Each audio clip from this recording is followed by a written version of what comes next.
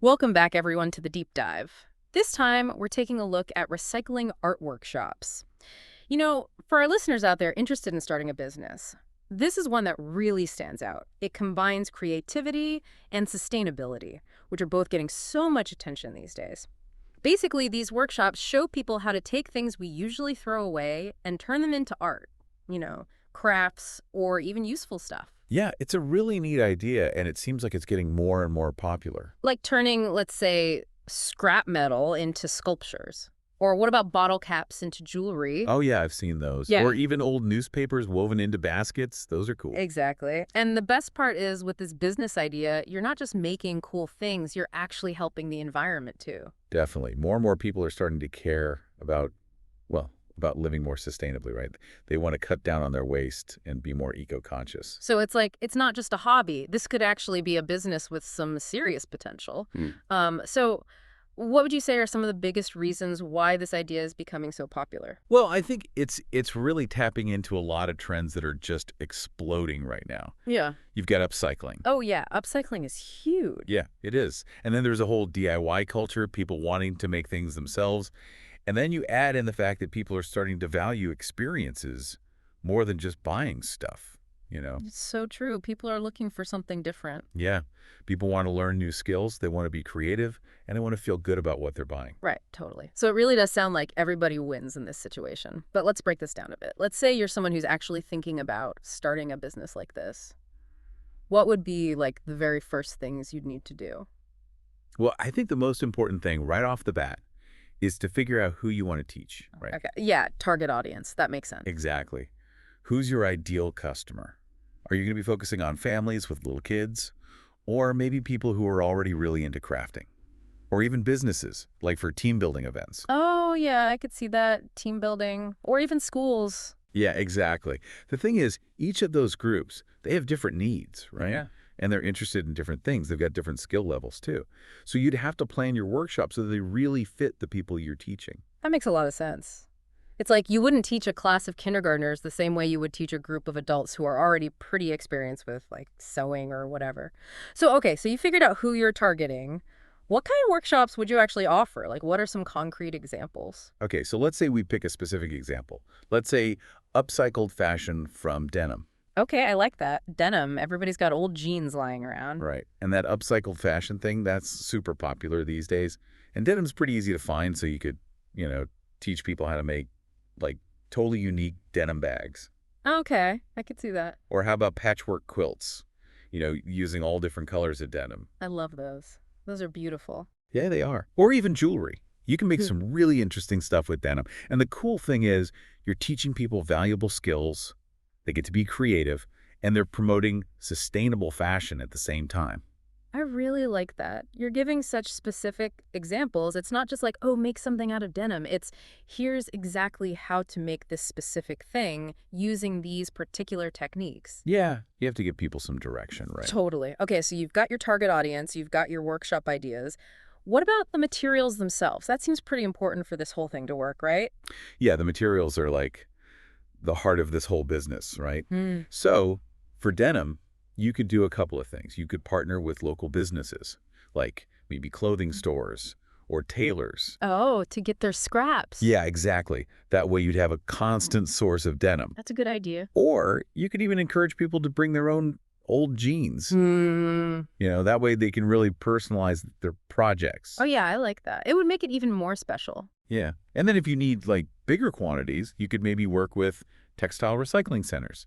They'd probably have tons of denim just waiting to be turned into something new.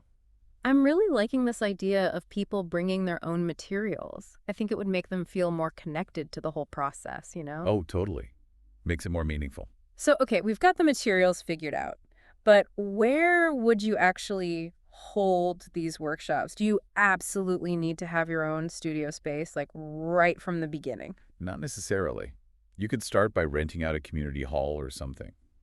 Or maybe partner with places that already have space, like maybe schools or art centers. That's a good idea. Yeah, you could even do workshops outdoors, if the weather's nice.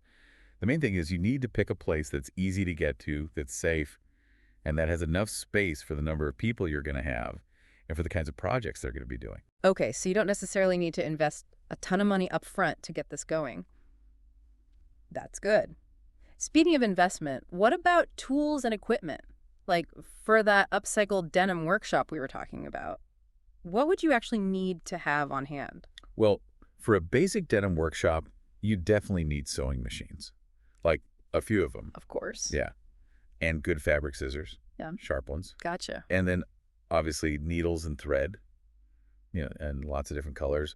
Oh, and special sewing machine needles for denim. You need those too. I didn't even know there were special needles for denim. Oh, yeah, there are. Makes it a lot easier to sew through all those layers. Okay, good to know. You might also want to have fabric glue on hand. And then safety equipment is super important, especially if you've got beginners in the class. Like what kind of safety equipment? Well, thimbles are good to protect your fingers. Right? Makes sense. And then if you're going to be using rotary cutters, which can be really helpful for cutting fabric, you'd want to make sure you've got those with safety guards on them. Oh, yeah, definitely. Safety first. Exactly. And then you might want to have fabric markers or paint on hand, too, if people want to get really creative and add some designs to their stuff. You know, it's funny. You get so excited about the actual project that sometimes you forget about all the, practical stuff, like the safety equipment and stuff. It's easy to do, Yeah. but it's really important to make sure everyone's safe, you Yeah. know? So you got to give people clear instructions, show them how to use the tools properly, and then, really supervise them, especially when they're using the sewing machines or any sharp tools. Safety first, for sure. So, okay, let's talk about money. How do you figure out a good price to charge for these workshops? You've got to cover your costs, but you also want to make sure that people can actually afford to come, right? Yeah, that's where things can get a little tricky, but it's definitely doable. You have to do some research and figure out what other workshops in your area are charging. Okay. Like, see what the going rate is. Yeah, exactly. And you also have to think about how much the materials are costing you, and then, all the time you're spending planning and teaching the workshop. Okay. And then, of course, you have to think about, about what your audience is actually willing to pay. So it's like a balancing act, I guess? Yeah, it is. You want to make a profit, but you also want to make sure that people who are interested in this stuff can actually afford to participate. Right, right. So there are a few different ways you can do it. You could just have a flat fee for each workshop, or you could do package deals where if people sign up for multiple workshops, they get a discount. Okay. Or you could even have like a sliding scale, based on what people can afford to pay. And free introductory workshops are always a good way to get people interested. Oh, yeah. Free stuff is always a good draw. Yeah, for sure. Yeah. It's a good way to get people in the door and build some buzz about what you're doing. So those are all good ideas, but how do you actually get people to sign up? Like, what are some good marketing strategies for a business like this? Well, social media is huge these days. You can post before and after photos of your upcycled denim projects, and that'll really catch people's eye. That's a good idea. Yeah, you can highlight the whole sustainability aspect, and you can use hashtags to reach a wider audience. Oh, yeah. Hashtags. Those are important. Yeah, you got to use the right ones. Yeah.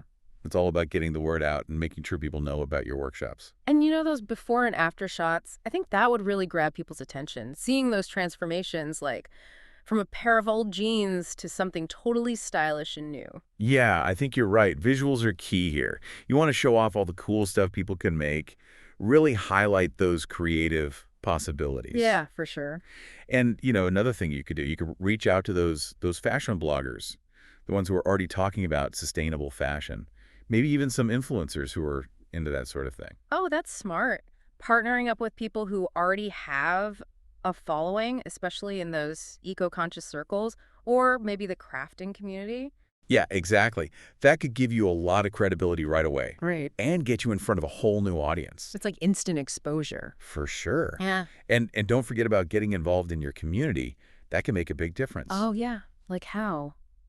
Well, you could set up a booth at local craft fairs, Okay. Yeah. or maybe offer workshops at community centers, Yeah. partner with schools even, and do some educational programs. I mean, anything that gets your name out there and shows people what you're all about. So it's all about making those connections with people who, who get it, who are excited about this whole idea of turning trash into treasure. That's it, exactly.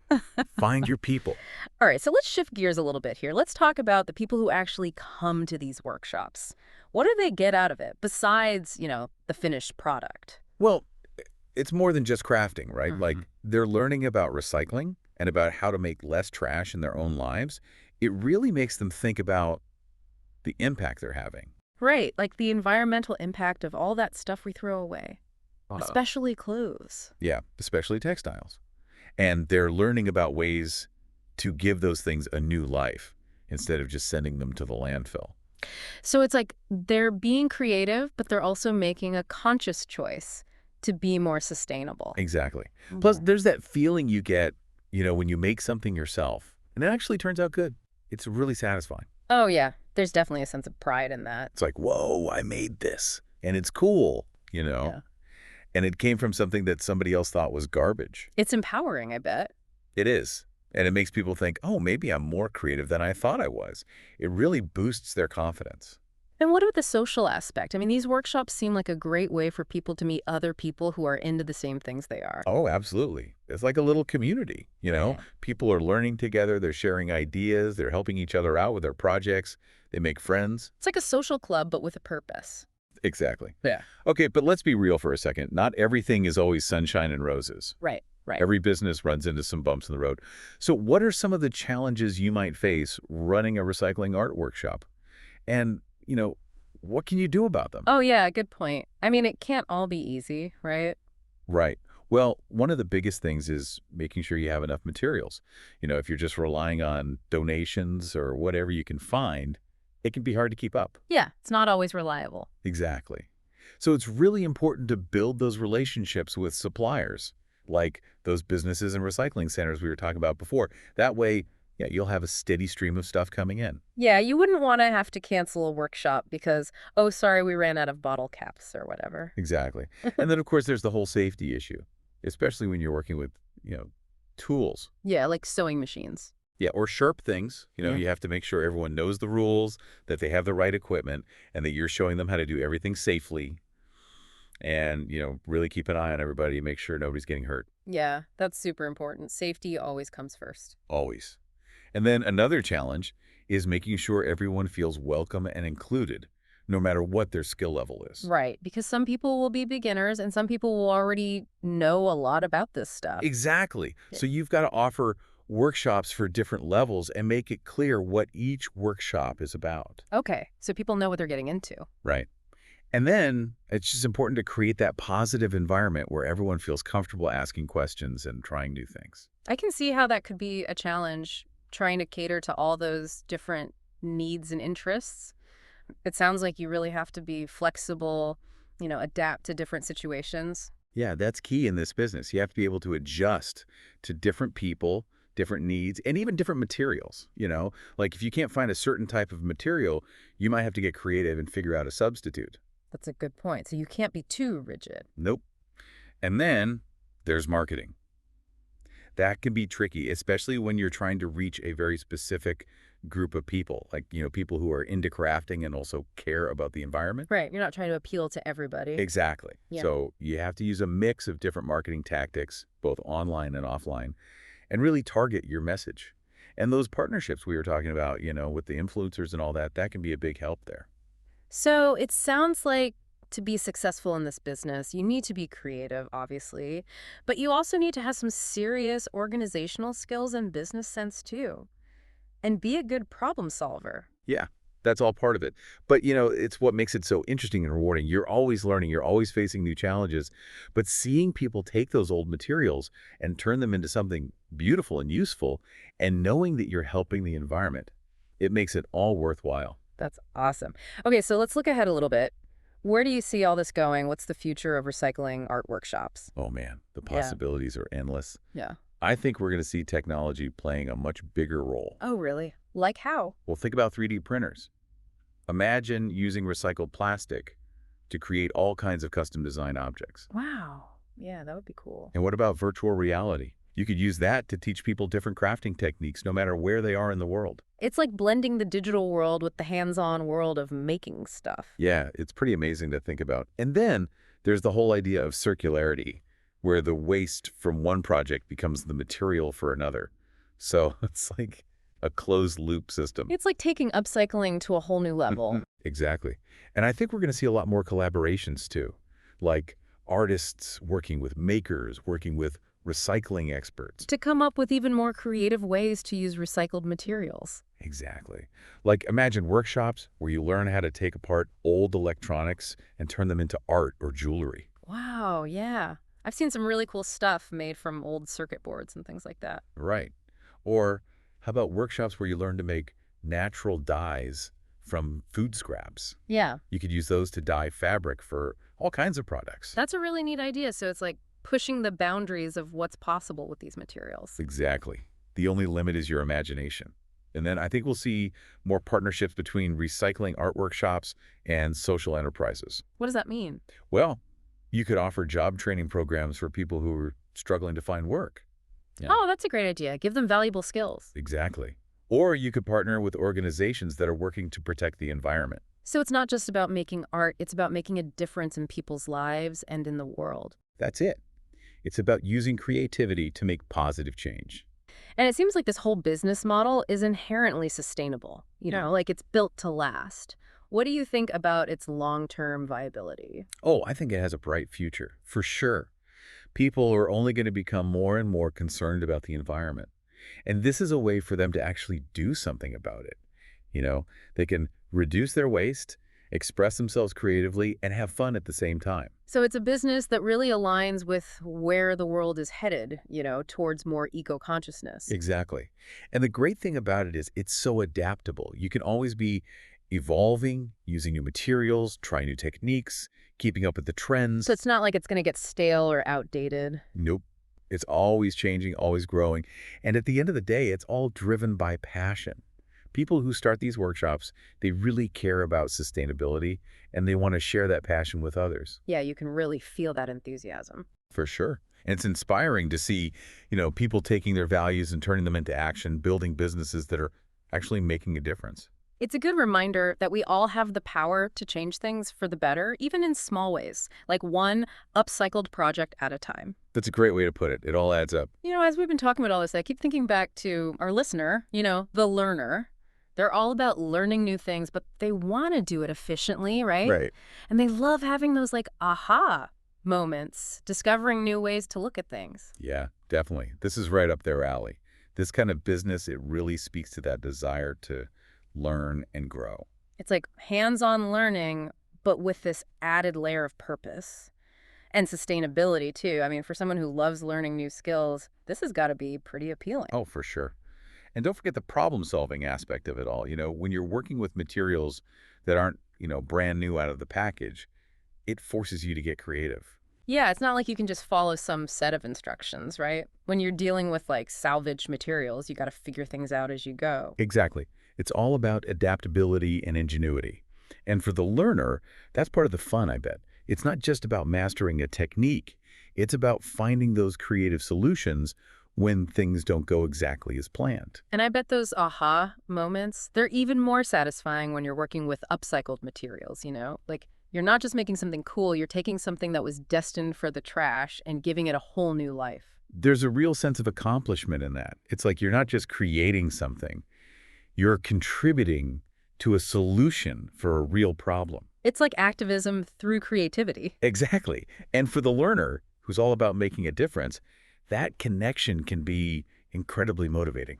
So if you're listening out there and you're our learner persona and you're looking for a business idea that really checks all the boxes, creativity, sustainability, constant learning, making a tangible impact on the world, well, this might be it, right? This is it. It's a business that feeds your mind, your soul, and it's good for the planet too. Well said. Well, I think that about wraps up our deep dive into recycling art workshops. It's been really inspiring, and I hope our listeners out there have gotten a lot out of it. It's been a pleasure. And, whether you decide to take a workshop or try some upcycling at home or even start your own business, we hope we've sparked your imagination. Remember, there's treasure everywhere you look, even in the things we often throw away. So keep learning, keep creating, and keep making the world a better place. Until next time, everyone.